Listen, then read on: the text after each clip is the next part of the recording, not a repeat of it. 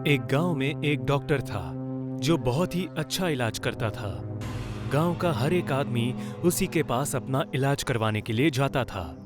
गांव में ही उसका छोटा सा क्लिनिक था। एक दिन भोजा नाम का एक आदमी अपनी बीवी को जख्मी हालत में डॉक्टर के क्लिनिक पर ले आया। उसकी बीवी का एक्सीडेंट होने के कारण बहुत खून बह रहा था और वो मरने की कगार पर थी। डॉक्टर साहब, मेरी बीवी को बचा लीजिए, बहुत खून बह रहा है इसका। क्या हुआ इसे? इतना खून क्यों बह रहा है? साहब, हम कुछ सामान खरीदने के लिए मार्केट जा रहे थे, तभी पीछे से एक गाड़ी बहुत तेजी से आई और हम दोनों से टकरा गई। मुझे ज्यादा चोट नहीं आई, पर इसका बहुत खून बहने लगा, इसलिए मैं जल्दी से इसे आपके पास लेकर आया। आप कुछ कीजिए डॉक्टर साहब, आप कुछ कीजिए प्लीज। अरे अरे, तुम शांत हो जाओ और रोना बंद करो, मैं देखता हूं। डॉक्टर ने भोजा की बीवी का इलाज करना शुरू कर दिया। भोजा बहुत ही घबराया हुआ था। डॉक्टर ने जैसे तैसे खून का बहना रोक दिया और जल्दी से भोजा के पास आया। देखो भोजा, मैंने खून को तो रोक दिया है, पर इसका पूरा इलाज यहाँ नहीं हो पाएगा। तुम्हें इसे शहर ले जाना होगा और बड़े अस्पताल में इसका इलाज करवाना होगा। साहब, हमारे पास इतने पैसे नहीं है, और अगर शहर ले जाते वक्त इसे कुछ हो गया तो? बात को समझो, यहाँ मेरे पास इतने साधन नहीं है कि मैं इसका इलाज कर सकूं, और अगर इसे यही रखा तो शायद इसकी जान को भी खतरा हो सकता है। पर मैं इतने पैसे कहाँ से लाऊं साहब? मैं बहुत ही गरीब इंसान हूँ। ये लो, ये कुछ पैसे रखो। जब तुम्हारी बीवी ठीक हो जाए तो बाद में मुझे लौटा देना। अब जाओ, जल्दी करो, इसकी हालत बिगड़ रही है। डॉक्टर ने दिए हुए पैसे लेकर भोजा अपनी बीवी को शहर ले जाने के लिए निकल पड़ा, पर गाड़ी में जाते जाते आधे रास्ते में ही उसकी मौत हो गई। भोजा वहीं अपने बीवी के पास जोर जोर से रोता रहा। उसी रात डॉक्टर जब अपना क्लिनिक बंद करके घर जाने की तैयारी कर रहे थे, तभी उन्हें बाहर से किसी ने आवाज दी। डॉक्टर साहब! इतनी रात को बाहर से आवाज आने के कारण डॉक्टर चौंक गए।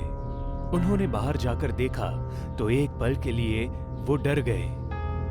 अंधेरे में कोई कुर्सी पर बैठा हुआ था। उसका चेहरा नहीं दिख रहा था, पर शरीर से वो एक आदमी जैसा लग रहा था। डॉक्टर ने उसे आवाज दी। कौन है? वो आदमी कुछ नहीं बोला। डॉक्टर और भी डर गए। डर की वजह से वो 2 कदम पीछे चले गए। मैं पूछता हूं, कौन है वहां? क्या चाहिए तुम्हें? अगर तुम चोरी के इरादे से आए हो तो चले जाओ यहां से, वरना मैं पुलिस को बुलाऊंगा। अचानक उस शांति को चीरते हुए एक आवाज आई। मैं चोर नहीं, भोजा हूं। भोजा, तुम हो? अरे मैं तो डर ही गया था, लेकिन तुम यहां क्या कर रहे हो? तुम्हारी बीवी कैसी है? मेरी बीवी मर गई साहब। अरे पर यह हुआ कैसे? तुम तो उसे शहर ले गए थे ना? भोजा एकदम से उठा और चिल्लाते हुए डॉक्टर के सामने गया। शहर तक नहीं पहुंच पाई वो, रास्ते में ही दम तोड़ दिया उस बेचारी ने, और ये सब तुम्हारी वजह से हुआ है। भोजा गुस्से से पागल हो रहा था। उसके दिमाग पर खून सवार था। भोजा, तुम शांति से बैठ जाओ, फिर बात करते हैं। और ये मुझ पर इल्जाम लगाना बंद करो, इसमें मेरी कोई गलती नहीं है। डॉक्टर, तुम्हारी वजह से मेरी बीवी मर गई। अगर तुमने यहाँ उसका इलाज कर दिया होता तो वो आज जिंदा होती। एक मामूली सी जान नहीं बचा सकते तो क्या फायदा इस अस्पताल का? ऐसी बात नहीं है, मैंने तुमसे कहा था कि यहाँ सारे उपकरण नहीं हैं, और उसके बिना। चुप, एकदम चुप। तुमने मेरी बीवी को मारा है, उसकी हत्या की है।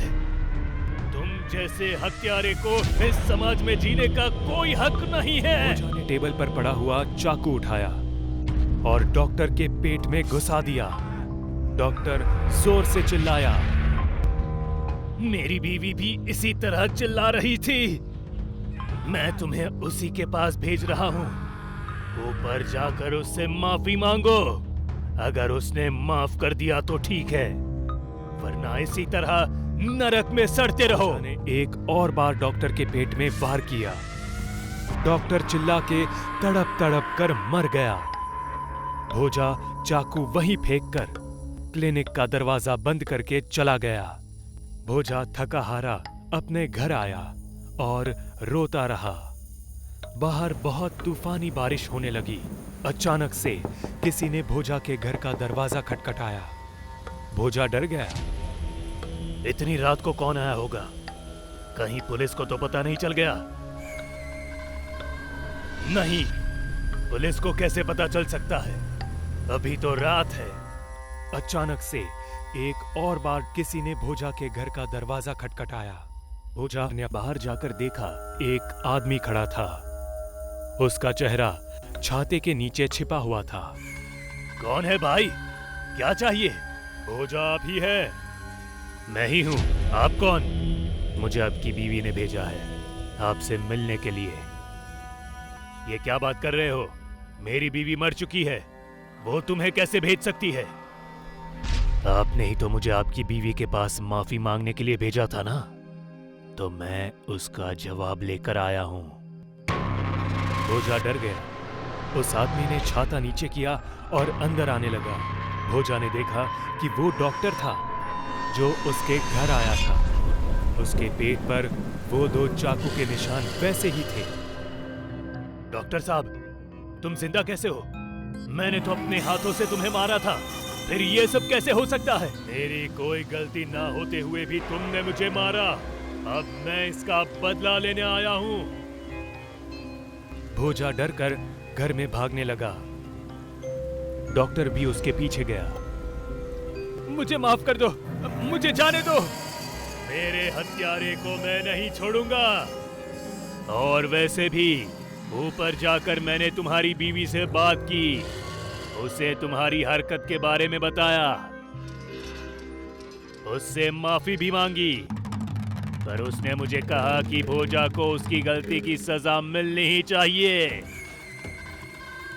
मैंने कुछ नहीं किया, तुम झूठ बोल रहे हो, तुम एक भूत हो। डॉक्टर भोजा की तरफ आने लगा और जोर जोर से हंसने लगा। डॉक्टर ने अपना छाता खोला तो उसमें से बहुत सारे इंजेक्शन नीचे गिरे जो खून से भरे हुए थे।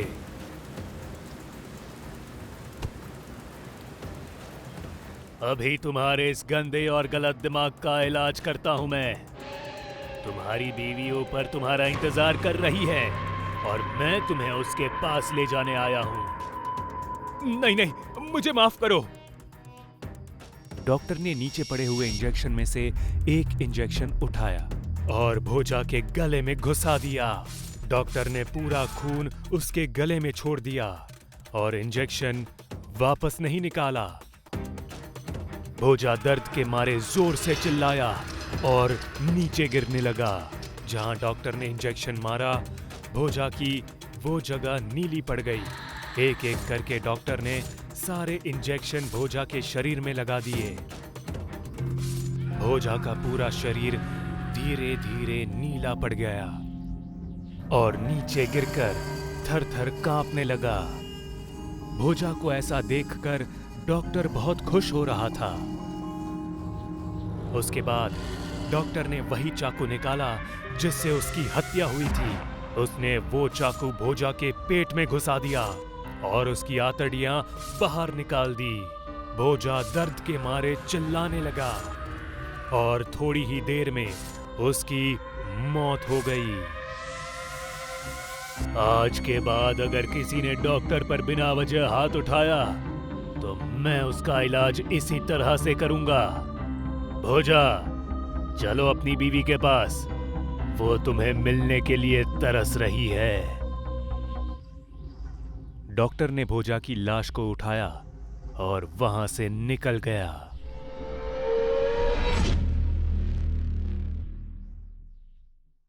बहुत साल पहले की बात है। एक गांव में एक नदी थी जिसके किनारे मंजीनाथ नाम का आदमी अपनी बीवी सुल्लू के साथ रहता था। वो दोनों बहुत ही गरीब थे। इसलिए दूसरों के खेत में जाकर काम करके पैसे कमाते थे।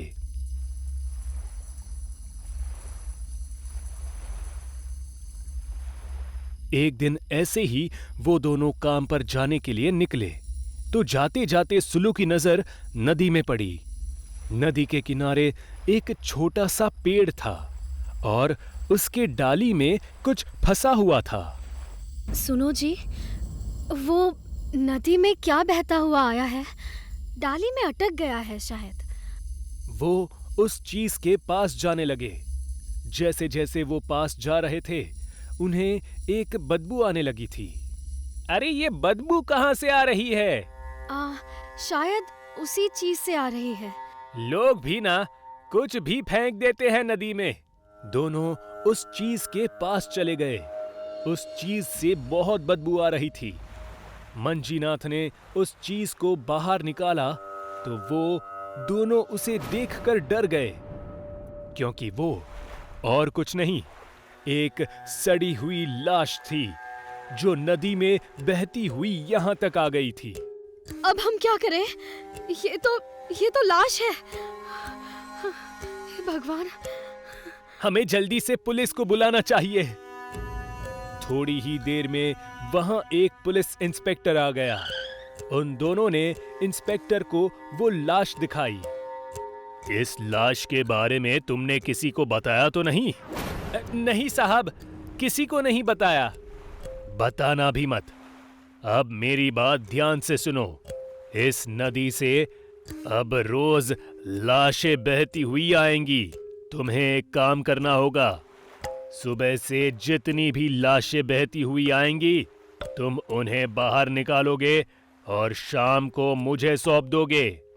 इंस्पेक्टर की बातें सुनकर मंजीनाथ और सुल्लू डर गए। पर साहब, रोज लाशें क्यों आएंगी? वो तुम मत सोचो। बस जितना कहा जाए उतना ही करो, क्योंकि इस काम के तुम्हें पैसे भी मिलेंगे। बोलो, करोगे? पैसों की बात सुनकर मंजीनाथ और सुल्लू सोच में पड़ गए, पर आखिरकार उन्होंने ये काम करने का तय किया। उस दिन से नदी में बहुत सी लाशें बहती हुई आती थी और फिर मंजीनाथ और सुल्लू मिलकर उन्हें बाहर निकालते और इंस्पेक्टर को दे देते। इंस्पेक्टर भी उन्हें दिन के पैसे देकर उन लाशों को ले जाता। नदी में आने वाली लाशें बेहद बदबूदार रहती थी। एक बार मंजीनाथ और सुल्लू एक लाश को नदी से बाहर निकाल रहे थे, तभी उसकी बदबू से सुल्लू को चक्कर आने लगे और वो नीचे गिर गई। मंजीनाथ उसे उठाकर घर में ले गया। तुम यहीं आराम करो, बाकी की लाशें मैं निकालता हूं। सुल्लू को सुलाकर वो बाकी की लाशें निकालने के लिए नदी के पास चला गया। मंजीनाथ जब घर आया तो सुल्लू अब भी सो रही थी। उसने सुल्लू को जगाया। चलो डॉक्टर के पास चलते हैं, तुम्हारी तबीयत बहुत बिगड़ गई है। नहीं, आप यहीं रुकिए, मैं अकेली चली जाऊंगी। अगर और लाशें आई तो कोई तो यहाँ होना चाहिए ना। मैं जाती हूँ। हमारे गांव में डॉक्टर नहीं है। तुम्हें पुल पार करके दूसरे गांव जाना होगा। रास्ता लंबा है। कुछ नहीं होता, मैं चली जाऊंगी। अगले दिन सुल्लू डॉक्टर के पास चली गई और मंजीनाथ नदी पर लाशें इकट्ठा करने लगा। कुछ देर बाद वहां इंस्पेक्टर आ गया। साहब, आज बहुत जल्दी आ गए। हाँ, बस ऐसे ही। कितनी लाशें निकाली? सुबह से 3 निकाली है। अच्छा, ठीक है। इतने में इंस्पेक्टर का ध्यान नदी में गया। उसे एक लाश आती हुई दिखी। अरे वो देखो, और एक लाश। जाओ निकालो। मंजीनाथ नदी में गया और उस लाश को घसीटता हुआ बाहर ले आया। उसने उस लाश को पुलिस वाले के सामने रख दिया। लाश से बहुत बदबू आ रही थी।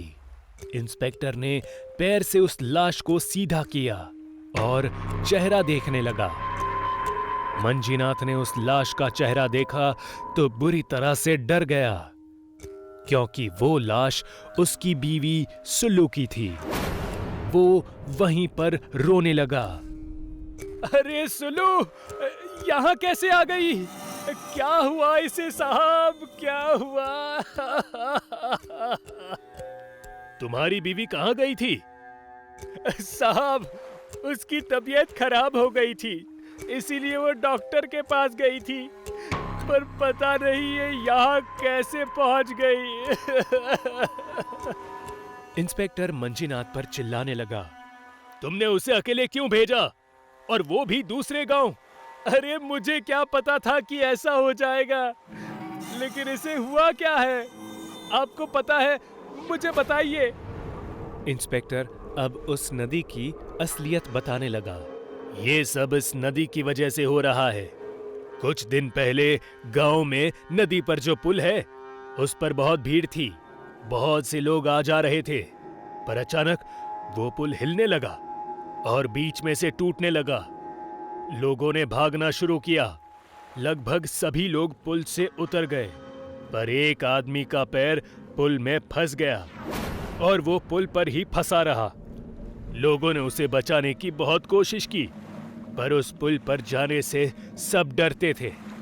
अचानक उस नदी में एक ऊंची लहर उठी और उस आदमी को वो नदी ले गई। आदमी के नदी में गिर जाने के बाद वो पुल फिर से जुड़ गया। वो आदमी नदी में डूब गया और थोड़ी देर बाद उसका सारा खून नदी में बहने लगा। मतलब ये नदी इंसानों को अपने अंदर खींचती है? हाँ, उस पुल से जाने वाले हर इंसान को ये खींच लेती है। और तुम्हें जो पहली लाश मिली थी, वो उसी आदमी की थी। ये कैसे हो सकता है?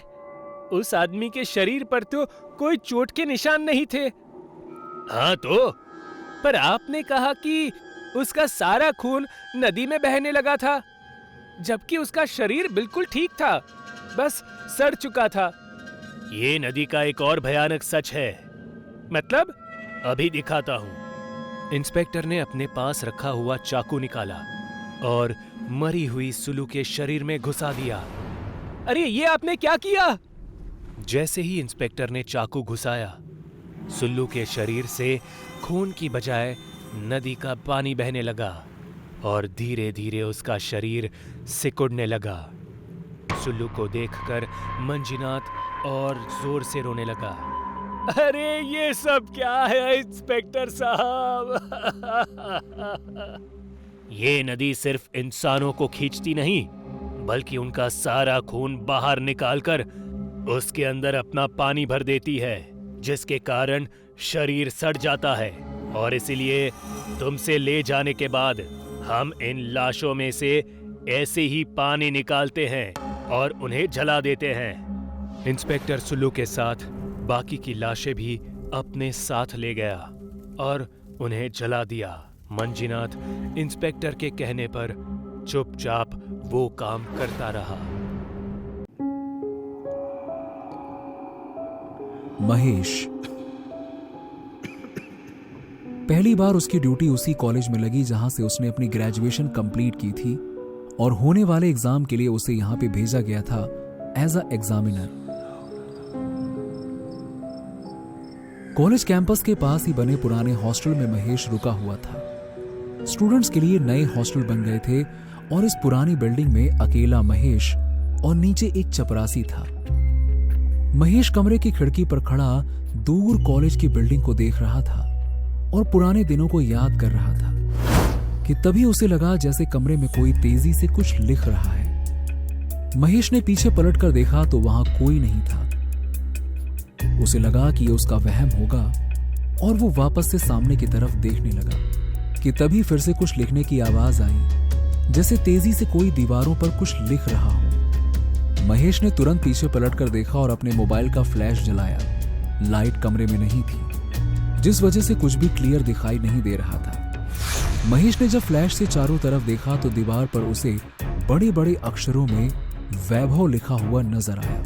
वैभव। महेश के पुराने दोस्त का नाम था, जो एग्जाम से एक दिन पहले कहीं चला गया था। कहाँ चला गया था किसी को पता नहीं। महेश बस हैरानी से दीवार की तरफ देख रहा था कि तभी महेश को लगा कि जैसे किसी ने उसके दरवाजे पर दस्तक दी है। उसे लगा कि शायद चपरासी होगा। उसने दरवाजा खोला तो कोई भी नहीं था। महेश लॉबी में निकलकर इधर उधर देखने लगा कि तभी उसकी नजर सामने के बिल्डिंग पर गई जहां पर कल एग्जाम होना था। महेश को लगा जैसे वहां पर लाइट जल रही है और 2-3 साए जल्दी से इधर से उधर भागते हुए नजर आए। इस वक्त बिल्डिंग में ये कौन है और लाइट वो भी उस कमरे में? कहीं ऐसा तो नहीं कि कोई क्वेश्चन पेपर चुराने के इरादे से आया है या चीटिंग का सामान छुपाने के लिए? चलो देखते हैं। महेश तुरंत नीचे गया और मोबाइल का फ्लैश जलाकर सामने वाले बिल्डिंग की तरफ बढ़ गया। वो बिल्डिंग के गेट पर पहुंचा ही था कि बिल्डिंग के पीछे से किसी के चीखने की आवाज सुनाई दी। महेश हैरान हो गया कि आखिर ये चल क्या रहा है। महेश मन ही मन आज के जनरेशन को कोसता हुआ बिल्डिंग के पीछे की तरफ बढ़ा। कांटेदार झाड़ियां और पत्थर से होते हुए वो जैसे तैसे बिल्डिंग के पीछे गया तो उसने देखा कि पीछे कोई भी नहीं था, लेकिन उसे एक पत्थर पर बहुत सारा खून नजर आया। महेश ने घबराकर ऊपर की तरफ देखा। ऊपर कमरे की खिड़की खुली हुई थी और उस खिड़की से जैसे कोई झांक कर देख रहा था। महेश ने जैसे ही ऊपर देखा तो वहां जो कोई भी था वो अंदर चला गया। महेश वापस आया और सीढ़ियों से होते हुए जल्दी जल्दी तीसरे फ्लोर पर गया जिस कमरे से लाइट आ रही थी। वहां जाकर उसने देखा तो उस कमरे का दरवाजा खुला हुआ था, लेकिन भीतर कोई नहीं था। महेश ने अभी थोड़ी देर पहले इस कमरे की खिड़की पर किसी को देखा था। कोई तो था यहाँ पे, लेकिन इस वक्त कौन हो सकता है? और वो खून कहां से आया? अगर इस कमरे में क्वेश्चन पेपर होता तो इसे लॉक करके रखा गया होता। शायद मैं कुछ ज्यादा ही सोच रहा हूं, लेकिन फिर भी एक बार तो देखना बनता ही है। आखिर इतनी रात में यहाँ पे कौन हो सकता है? महेश ने भीतर झांक कर देखा तो वहां कोई नजर नहीं आया। महेश जैसे ही कुछ आगे गया तो पीछे की तरफ से ऐसा लगा जैसे कोई दरवाजा जोर जोर से पीट रहा है और आवाज लगा रहा है। महेश ने ध्यान दिया कि ये आवाज बाथरूम से आ रही थी, क्योंकि महेश यहाँ पर पढ़ चुका था और कॉलेज की बिल्डिंग में कहाँ क्या था इस बात से वो बहुत ही अच्छी तरीके से वाकिफ था। महेश ने घड़ी में समय देखा और बोला, बाथरूम में कौन है, वो भी इस वक्त? और अभी तो इस कमरे में लाइट जल रही थी और अब बाथरूम से आवाज आ रही है। क्या चल क्या रहा है? कहीं ये वही तो नहीं जो कमरे की खिड़की पर था? इतना सोचते हुए महेश बाथरूम की तरफ बढ़ गया। वहां एक लाइन से बने हुए कई सारे बाथरूम थे। महेश ने जब वहां जाकर देखा तो वहां कोई नहीं था। उसने आवाज लगाई, कोई है यहाँ पर? हेलो, कोई है क्या? सबसे आखिर में कोने पर जो बाथरूम बना हुआ था वहां पर उसे कुछ आवाजें सुनाई दी। ये आवाज एक से ज्यादा लोगों की लग रही थी। भला एक बाथरूम से इतने सारे लोगों की आवाज कैसे आ सकती है? ये क्या चक्कर है? उसके कदम धीरे धीरे उस तरफ बढ़ने लगे। वो जैसे ही कोने पर पहुंचा उसने धीरे से बाथरूम का दरवाजा पुश किया। दरवाजा अंदर से लॉक नहीं था, इसलिए खुल गया। अंदर का नजारा देखकर महेश के होश उड़ गए। अंदर 3 लड़के थे जो एक लड़के को बुरी तरह से बुली कर रहे थे। कोई उसकी शर्ट खींच रहा था तो कोई उसे इधर उधर से छेड़ रहा था। वो लड़का चीख रहा था और जाने देने के लिए गिड़गिड़ा रहा था, लेकिन वो 3 लड़के तो जैसे उसकी बात ही नहीं सुन रहे थे। ये देखते ही महेश पसीना पसीना हो गया। वो वहां मौजूद हर एक लड़के के चेहरे को गौर से देखने लगा। ये लड़के कोई और नहीं बल्कि उसके साथ पढ़ने वाले उसके क्लासमेट और दोस्त थे। और जिस लड़के के साथ वो लोग बदतमीजी कर रहे थे वो महेश का एक दोस्त वैभव था। महेश को ऐसा लगा जैसे वो समय में पीछे चला गया है। एग्जाम से एक दिन पहले की बात थी। ठीक इसी तरीके से रात का समय था जब महेश को रिस्पॉन्सिबिलिटी मिली थी कि रात के समय बिल्डिंग का इंस्पेक्शन कर ले। महेश जब इंस्पेक्शन करके लौट रहा था तब उसे बाथरूम से किसी के चीखने चिल्लाने की आवाज आई। महेश ने जब जाकर देखा तो वो लड़के महेश के दोस्त वैभव के साथ बदतमीजी कर रहे थे। महेश ने जब उन्हें समझाना चाहा तो उन लोगों ने कहा कि अरे हम तो नॉर्मल हंसी मजाक कर रहे हैं, अरे महेश तुम जाओ और अपना काम करो।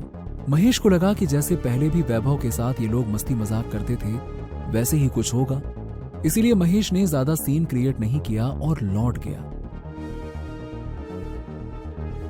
अगली सुबह वैभव का कोई पता नहीं था, बल्कि उस दिन के बाद से महेश कभी वैभव से मिला ही नहीं। उसने बहुत कोशिश की उसे ढूंढने की, बट कोई फायदा नहीं हुआ। अचानक इतने सालों के बाद उसी जगह पर वो सीन देखकर महेश के होश उड़ चुके थे।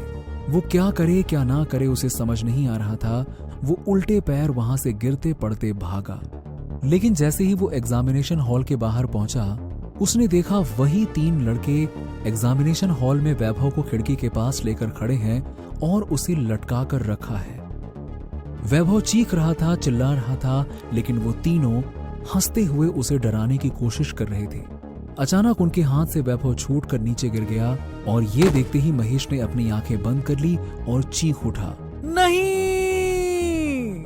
वैभव के चीखते ही उन तीनों लड़कों ने पलटकर महेश को देखा तो उसके होश उड़ गए। उन तीनों के चेहरे बिल्कुल सफेद थे, उनकी आंखों का सफेद हिस्सा गायब था और शरीर में अलग अलग जगह पर जख्म लगे हुए थे और खून बह रहा था। महेश के देखते ही देखते वो तीनों लड़के गायब हो गए। महेश को समझ नहीं आ रहा था कि ये सब आखिरकार हो क्या रहा है और वो क्या करे ऐसी सिचुएशन में। इससे पहले कि महेश वहां से भाग पाता उसने देखा कि जिस खिड़की से वैभव नीचे गिरा था उस खिड़की पर 2 हाथ नजर आए। खून से सने हुए वो हाथ धीरे धीरे ऊपर की तरफ बढ़ने लगे और खिड़की से रेंगता हुआ वैभव एग्जामिनेशन हॉल में आ गया था। वो किसी जानवर की तरह रेंगता हुआ महेश की तरफ बढ़ रहा था। महेश इस कदर डर चुका था कि उसके मुंह से आवाज भी नहीं निकल रही थी। वो धीरे धीरे करके पीछे की तरफ खिसकने लगा, लेकिन वो पीछे की रेलिंग से जाकर टकरा गया और अब उसके पास 2 ही ऑप्शन थे। या तो वो रेलिंग से नीचे कूद जाता, जो कि तीसरे फ्लोर से सीधा नीचे गिरने जैसा था, या तो फिर दूसरा ऑप्शन ये था कि वो वैभव के नजदीक आने का इंतजार करता। वैभव एग्जामिनेशन हॉल के गेट पर खड़ा था और जानवरों की तरह गुर्राते हुए महेश को देख रहा था। उसके मुंह से खून टपक रहा था। अचानक वैभव अपने 2 पैरों पर खड़ा हुआ और अपने गर्दन को मरोड़ता हुआ बोला, सालों से तुम्हारा इंतजार कर रहा हूँ। अपने 3 गुनहगार को तो सजा दे चुका था, तुम्हारा इंतजार था, आज वो भी पूरा हो गया। इतना कहते हुए वैभव महेश की तरफ झपट पड़ा और महेश को खींचते हुए एग्जामिनेशन हॉल के अंदर लेकर चला गया। एग्जामिनेशन हॉल का दरवाजा धम से बंद हो गया। महेश चीख पड़ा। वो डरी हुई आवाज में बोला, रुको, मेरी कोई गलती नहीं है। वैभव तुम मुझे गलत समझ रहे हो, प्लीज मुझे छोड़ दो। मुझे तो पता भी नहीं था कि तुम्हारे साथ क्या हुआ। मैं तो उस दिन के बाद से तुम्हें ढूंढता रहा, बल्कि आज तक जब भी कोई ऐसा मिलता है जहां से तुम्हारा कोई क्लू मिल सकता था, मैं उससे तुम्हारे बारे में पूछता था, तुम्हें ढूंढ रहा था। मुझे नहीं पता था कि तुम्हारे साथ ऐसा कुछ हुआ है। प्लीज मुझे छोड़ दो, प्लीज मुझे छोड़ दो। वैभव महेश को लेकर उसी खिड़की पर खड़ा था, लेकिन इस बार नीचे लटकने वाला महेश था। वैभव ने महेश को देखा और मुस्कुराकर बोला,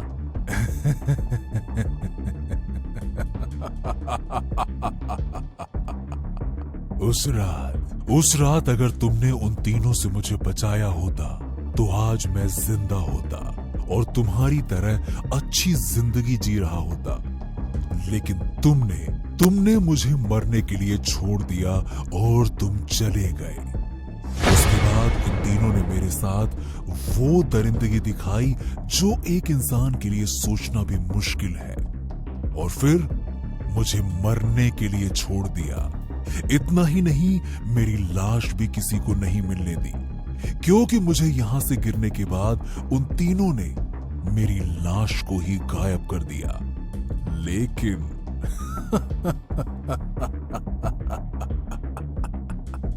फिक्र मत करो, तुम्हारी लाश सबको मिलेगी। मुझे तो अंतिम संस्कार भी नसीब नहीं हुआ, लेकिन तुम्हें होगा, और मैं भी तुम्हारे साथ इस प्रेत योनि से मुक्त हो जाऊंगा, क्योंकि तुम्हें लिए बिना मैं कभी मुक्त नहीं हो सकता।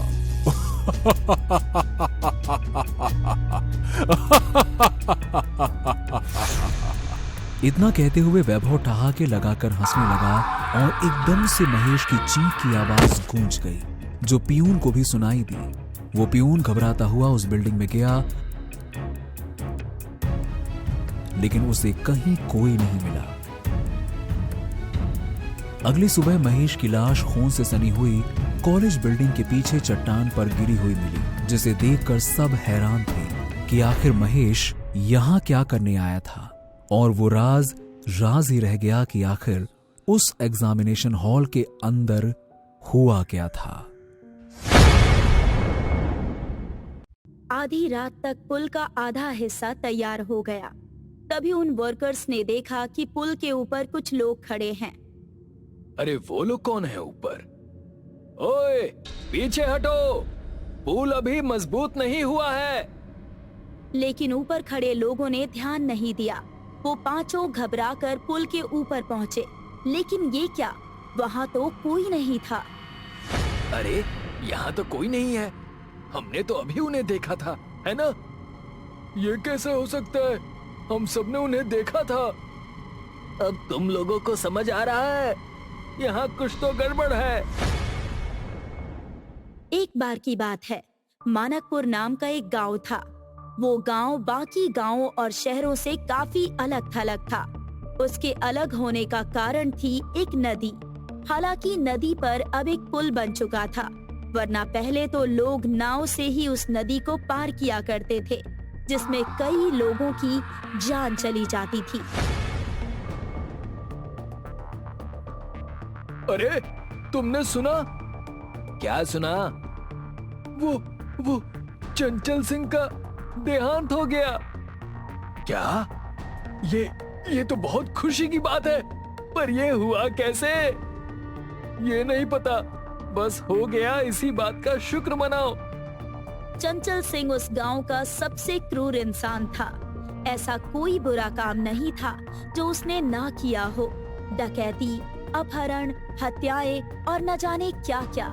सुनने में तो ये भी आया था कि वो काला जादू जानता था और उसी की मदद से वो अपने कामों को अंजाम देता था। इसलिए उसके मरने से पूरे गांव में जश्न का माहौल था। जब उसके अंतिम संस्कार की बारी आई तो लोगों ने उसका अंतिम संस्कार गांव में करने से साफ मना कर दिया। इसीलिए उसको अपना सरदार मानने वाले लोग उसकी अर्थी गांव के बाहर लेकर जाने लगे। राम नाम सत्य है, राम नाम सत्य है। पर जैसे ही वो लोग पुल के बीचों बीच पहुँचे, वो पुल टूट गया और वो सब लोग अर्थी लेकर नदी में जा गिरे। सबकी मौके पर ही मौत हो गई। गांव वाले ये जानकर बहुत खुश हुए कि चंचल सिंह और उसके साथी सब मारे गए। सरकार ने पुल की मरम्मत के लिए 5 मजदूरों को भेजा।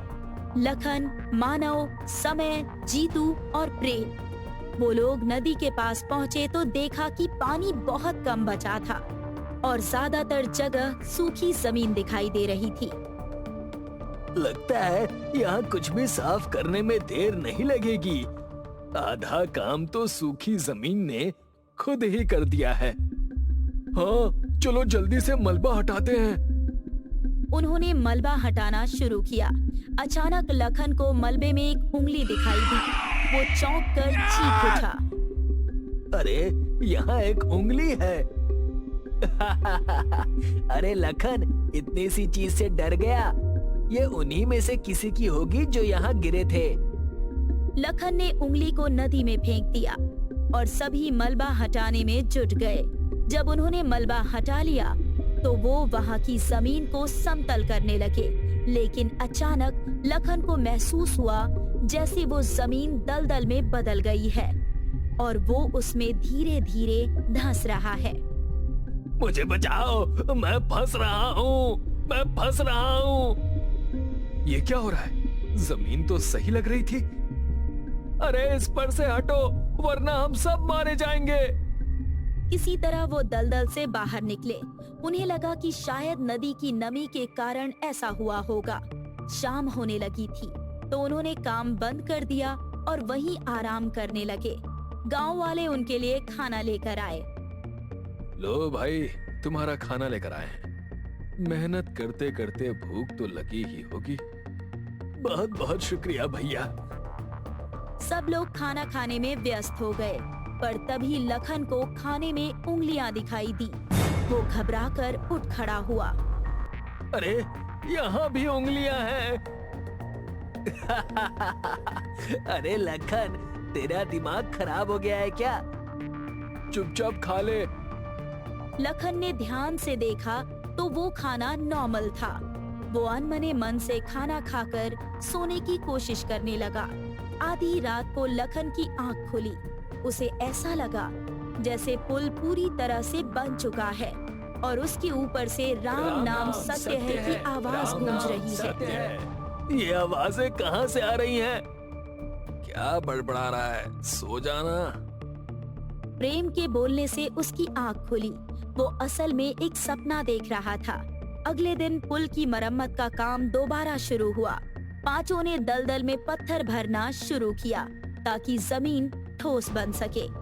काम के दौरान लखन ने नोटिस किया कि नदी का पानी और भी सूख चुका था। उसे ये अजीब लगा कि एक दिन में नदी लगभग खत्म होने के कगार पर पहुंच गई। तुम लोगों को इस नदी का सूखना अजीब नहीं लग रहा? तू फालतू बातें मत सोच, काम कर काम। सभी दिन भर काम में लगे रहे। इस बीच लखन को बार बार महसूस हो रहा था कि जैसे उसे कोई देख रहा हो। उसकी बेचैनी बढ़ती जा रही थी। अरे ओ लखन, ध्यान कहाँ है तेरा? काम जल्दी खत्म करना है। पता नहीं, मुझे यहाँ कुछ अजीब लग रहा है, जैसे कोई हमें देख रहा हो। तेरा अगर काम करने का मन नहीं है तो घर चला जा। लखन वापस काम में लग गया। काम करते करते रात हो गई। तभी लखन को एक फुसफुसाहट सुनाई दी। वो आवाज का पीछा करते हुए पुल के पिलर्स के पास पहुंचा। आवाज वहीं से आ रही थी, जैसे किसी की कराहती हुई चीखें अंदर बंद हों। लखन ने पिलर को छुआ तो उसमें अचानक एक दरवाजा प्रकट हो गया। ये दरवाजा खम्भे में कैसे? दरवाजा खुलते ही सामने लाशों का ढेर दिखाई दिया। लखन जोर से चीखा। उसकी चीख सुनकर बाकी चारों भागते हुए उसके पास पहुँचे और उसे हिलाकर होश में लाने लगे। क्या हुआ लखन? वो दरवाजे में लाशें थी, बहुत सारी लाशें। तेरी दिमागी हालत ठीक नहीं है भाई, तू सचमुच घर चला जा। सभी ने लखन को नजरअंदाज कर दिया और वापस काम में जुट गए। आधी रात तक पुल का आधा हिस्सा तैयार हो गया। तभी उन्होंने देखा कि पुल के ऊपर कुछ लोग खड़े थे। अरे वो लोग कौन है ऊपर? ओए पीछे हटो, पुल अभी मजबूत नहीं हुआ है। लेकिन ऊपर खड़े लोगों ने ध्यान नहीं दिया। वो पांचों घबराकर पुल के ऊपर पहुँचे। लेकिन ये क्या, वहाँ तो कोई नहीं था। पहली बार बाकी चारों को भी कुछ अजीब महसूस हुआ। अरे यहाँ तो कोई नहीं है, हमने तो अभी उन्हें देखा था ना, है ना? ये सब कैसे हो सकता है? हम सब ने उन्हें देखा था। अब तुम लोगों को समझ में आ रहा है, यहाँ कुछ गड़बड़ है। सभी के चेहरे डर से लाल पड़ने लगे। सबको लगने लगा कि शायद पुल के साथ कुछ बहुत गहरा रहस्य जुड़ा हुआ है। तभी अचानक पुल जोर से हिलने लगा। अरे ये क्या हो रहा है? पुल हिल क्यों रहा है? जल्दी पीछे हटो, भागो यहाँ से। सभी घबराते हुए पीछे की ओर भागने लगे। पुल की दरारें और गहरी होती जा रही थी। कुछ ही पलों में पुल धड़धड़ाकर नीचे गिर गया। सब हैरान रह गए। किसी को समझ नहीं आया कि ये सब क्या हो रहा है। ये अचानक गिर कैसे गया? भाई मुझे लगता है ये पुल मनहूस है। कल ठेकेदार को सब कुछ बता देंगे। अभी कोई काम करने का फायदा नहीं है। चलो सो जाते हैं। सबकी हिम्मत टूट चुकी थी। वे सभी वहीं जमीन पर लेट गए और नींद के आगोश में समा गए। अगली सुबह जब उनकी आंख खुली तो सामने का नजारा देखकर उनके होश उड़ गए। पुल पूरी तरह से बन चुका था। वहाँ गांव के लोग खुशी से इकट्ठा हो गए थे और उनका आभार प्रकट कर रहे थे। पांचों के दिमाग ने काम करना बंद कर दिया था। उनको समझ ही नहीं आ रहा था कि रात में जो टूटा था वो अचानक बन कैसे गया। ये पुल कब बना? रात में तो ये गिर गया था ना? मुझे कुछ समझ में नहीं आ रहा। कल हमने देखा था कि पुल गिर गया था, फिर ये कैसे खड़ा है? इससे पहले कि कुछ और अजीब हो, यहाँ से चलो। वो पांचों वर्कर्स वहाँ से चल दिए और गांव वाले पुल पर चढ़कर उत्सव मनाने लगे। वे सभी खुशी में झूम रहे थे। वो वर्कर्स अभी वो नदी पार करके जरा ही आगे बढ़े थे कि अचानक एक जोरदार आवाज सुनाई दी। ये क्या था? इतनी जोर से धमाका हुआ। पीछे मुड़कर देखो, पुल। पांचों ने पीछे मुड़कर देखा तो हक्का बक्का रह गए। पुल पूरी तरह से ढह गया था और उसके नीचे सभी गांव वाले दब चुके थे। हे भगवान, हे भगवान, मैं पागल हो जाऊंगा। ये क्या हो रहा है यहाँ? लखन अचानक जमीन पर गिर पड़ा। उसकी मुट्ठियां कसकर बंद हो गई और उसे मिर्गी जैसा दौरा पड़ने लगा। उसके दोस्तों ने उसे हिलाने की कोशिश की, लेकिन वो धीरे धीरे होश खोने लगा। उसकी आंखें धीरे धीरे बंद हो गई और फिर जब उसकी आंख खुली तो उसने अपने आप को एक अस्पताल के कमरे में पाया। उसे अपने हाथ में किसी चीज की पकड़ महसूस हुई। उसने ध्यान से देखा तो उसकी मुट्ठी में किसी की उंगली थी। ये क्या हो रहा है? मैं यहाँ कैसे पहुँचा? तुम्हें जब 3 दिन पहले यहाँ लाया गया था, तब से तुम कोमा में थे। तुम्हारी मुट्ठी में ये उंगली थी। हमने बहुत कोशिश की पर ये उंगली तुमसे अलग नहीं हो सकी। किसकी उंगली है ये? ये उंगली चंचल सिंह की है।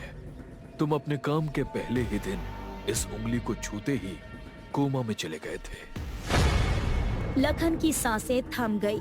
उसने एक झटके से उस उंगली को दूर फेंक दिया और वो उंगली अचानक गायब हो गई।